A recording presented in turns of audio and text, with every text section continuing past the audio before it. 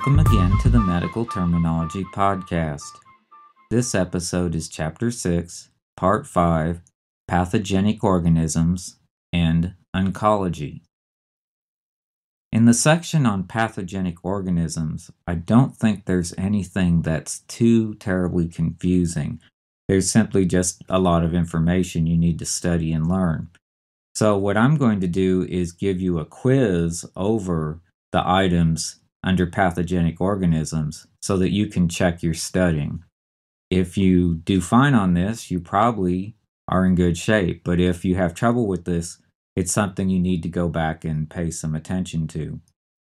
First of all, what is a pathogen?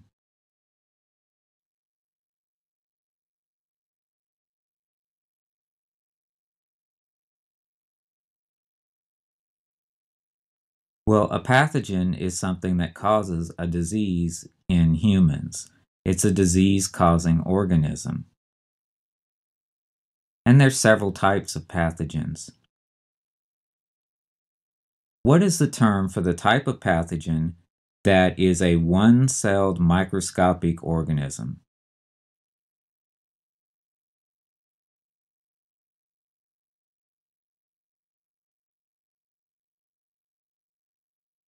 Well, that's a bacteria.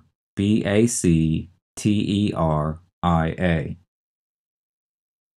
And what is the term for a plant or animal that lives on or within another living organism at the expense of that organism?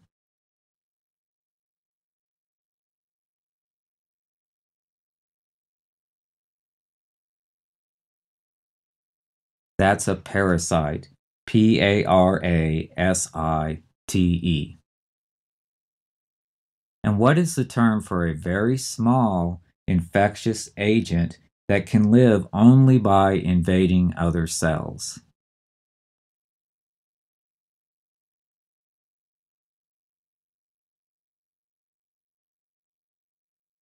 That's a virus. Virus. What is the type of bacteria that form chains?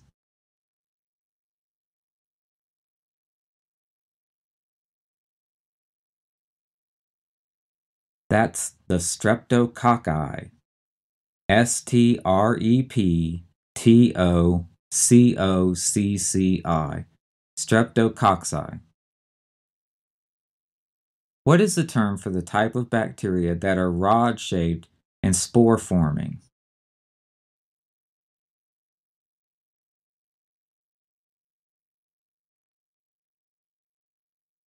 Those are the bacilli. Bacilli. What is the term for the type of virus that forms the disease known as shingles?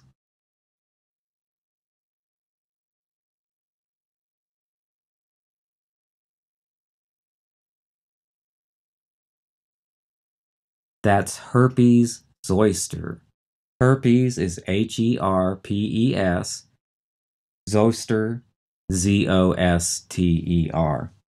And this is an acute infection that's characterized by painful skin eruptions that follow the underlying root of an inflamed nerve.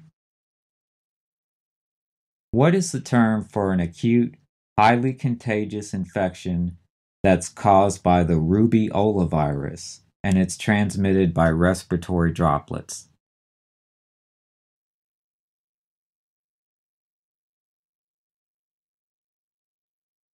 Well, that's the measles. Measles.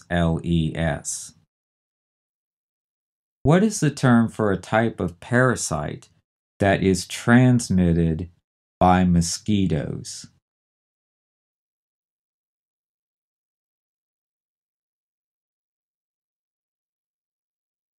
That's malaria.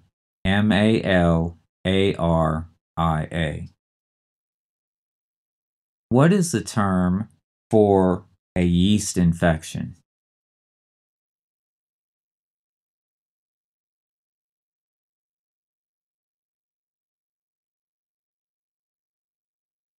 That's candidiasis.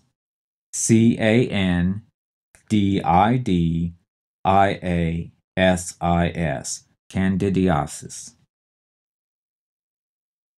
What is the medical term for the chicken pox?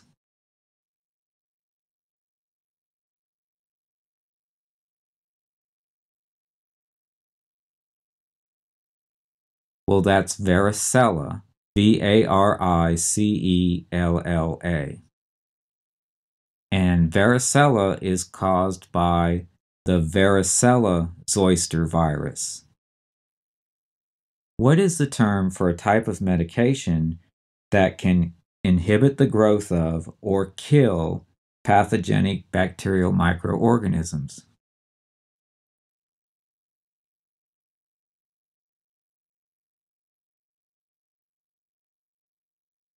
Well, that's an antibiotic, antibiotic.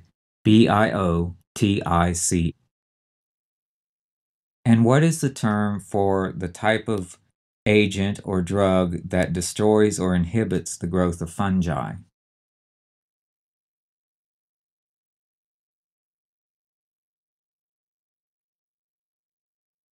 Well, that's an antifungal, antifungal. Also, it's called an antimycotic, antimycotic.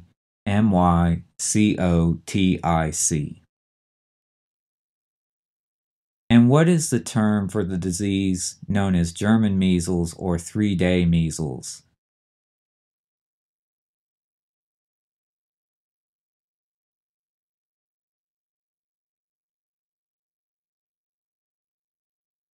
That's rubella, rubella.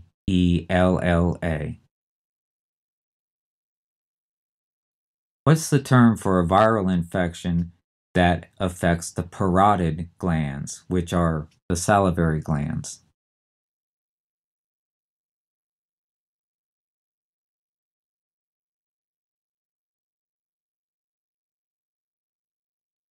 That's the mumps, mumps. What is the term for a disease that's caused by a small bacterium called rickettsia, and it's transmitted to humans by the bite of an infected tick?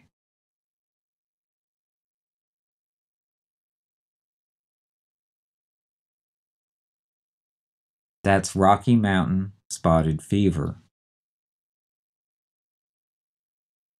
What is the term for a very serious condition in which the body is affected by an overwhelming bacterial infection, and the toxins released by the bacteria can produce direct tissue damage?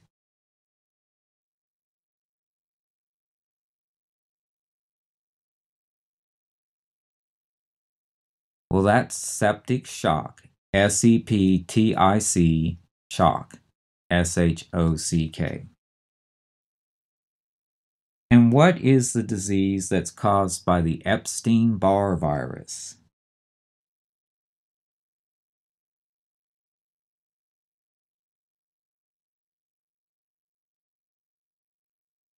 Well, that's infectious mononucleosis, infectious mononucleosis, mononucleosis. And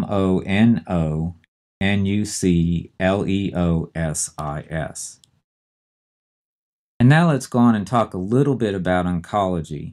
That, for the most part, is straightforward. However, there are a few terms that are tricky, so I'm going to focus on those. Terms that are particularly difficult relate to the growth or development of tumors. If a tumor is in its original location, we refer to that as in situ, INSITU, in situ. Unfortunately, a lot of cancers can spread. And the term for the process by which cancer spreads is metastasize. Metastasize. This is a verb, metastasize. the cancer is metastasizing. It's the process of spreading. Now, that term is easily confused with the noun that refers to the spread cancer itself. In other words, it refers to the new location where the cancer has spread to. And the term for that is metastasis. Metastasis. That is a new cancer location. So when a cancer metastasizes, it forms a metastasis. Okay? Now, taking that one step further, it can form multiple metastasis. And the plural of metastasis is metastases. Metastases.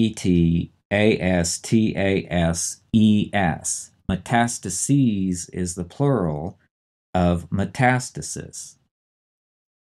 And again, both those terms are nouns. They refer to the new location of a tumor.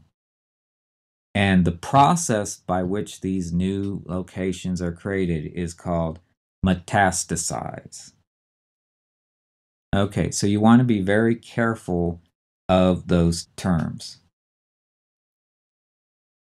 Okay, and then just a couple other things to look at, and part of this is review from chapter 2.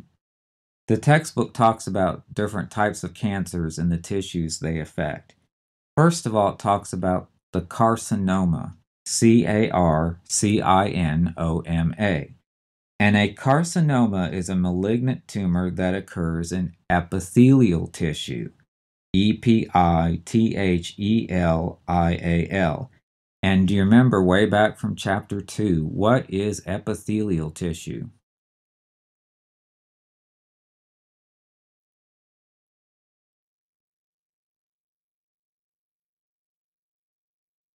Well, it's the tissue that forms a protective covering for all the internal and external surfaces of the body. Now, there's a second type of cancer that's discussed, and those are the sarcomas. sarcomas. The sarcomas are malignant tumors that affect the connective tissues. And do you remember what the different types of connective tissues are?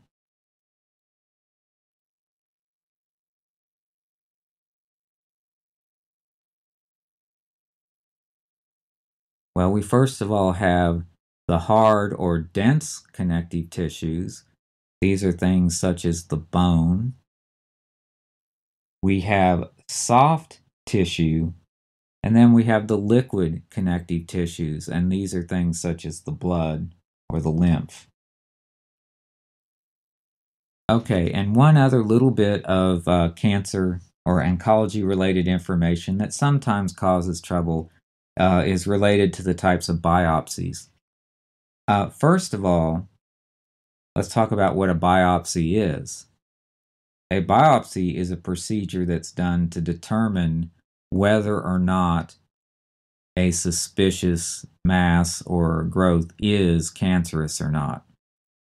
And the text talks about surgical biopsy. It also talks about the needle breast biopsy. And the goal is to just get a sample of tissue to determine if it's cancerous or not. The next step they talk about is sentinel node biopsy. sentinel node, and then biopsy. Now, in this case, they're pretty sure there's cancer. They've already done the simple biopsy. They know there's cancer there. The question is, how far is it spread? So in the sentinel node biopsy, they will use a test with some dye to determine where the cancer drains into the lymphatic system. And they will find the closest lymph node to the actual cancer site. And then they will check that lymph node. They'll take that out, see does it have cancer or not. If it doesn't, they can stop there. That sentinel node doesn't have cancer. The cancer is not likely to have spread any further along the lymphatic system. However, if they do find a cancerous lymph node, then they have to go further, and this is a lymph node dissection. In the lymph node dissection, they're going to take the sentinel node, and then they're going to go on and take the remaining nodes in a group to make sure that they do not have cancer in them. And they'll basically keep going until they find a lymph node that is clear. Okay, so now I'm going to go ahead and quiz you. What is the term for a cancer that is still in its original location?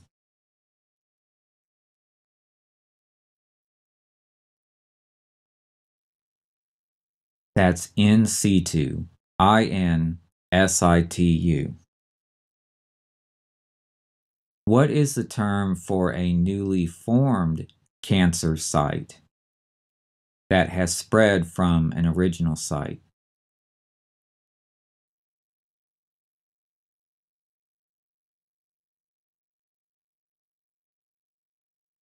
That is a metastasis. METASTASIS. Metastasis. METASTASIS. Now, what is the term for the process of spreading? When a cancer spreads from its original location to a new site, the process of spreading is what?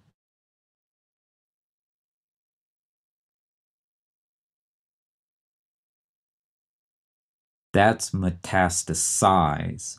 METASTASIZE.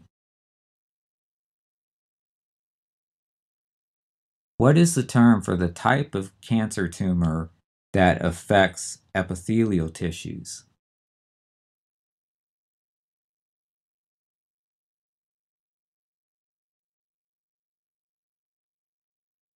That's a carcinoma. CARCINOMAS. And what is the term for the type of cancer tumor that would affect the connective tissues?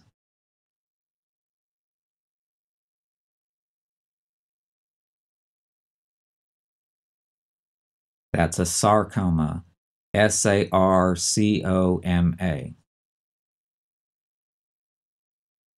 Now I'm going to make you think a little bit. You tell me which type of cancer is most likely to affect the following. How about the skin? Would that be a carcinoma or a sarcoma?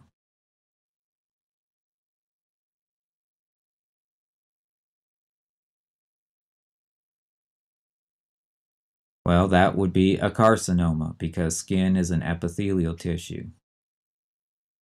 What about a bone?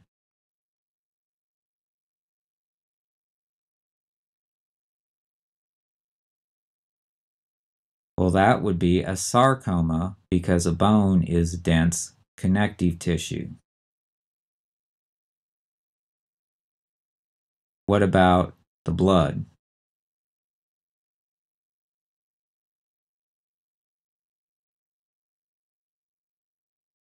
Well, that would be a sarcoma again because the blood is a liquid connective tissue.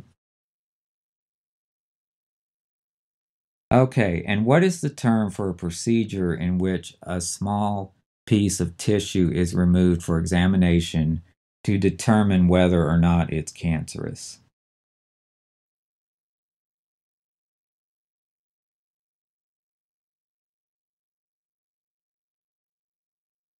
Well, that's a biopsy. BIOPSY.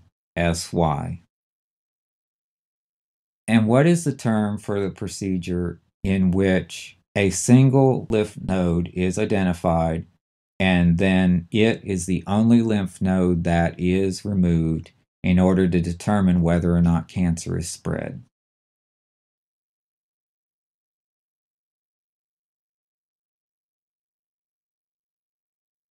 Well, that's a sentinel node biopsy. SENTINEL hyphen NODE biopsy. biopsy.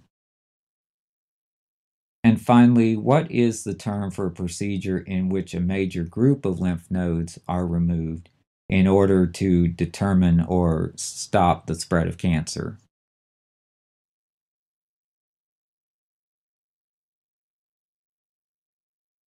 Well, that's a lymph node dissection. LYMPH, node NODE, dissection is DISSECTION.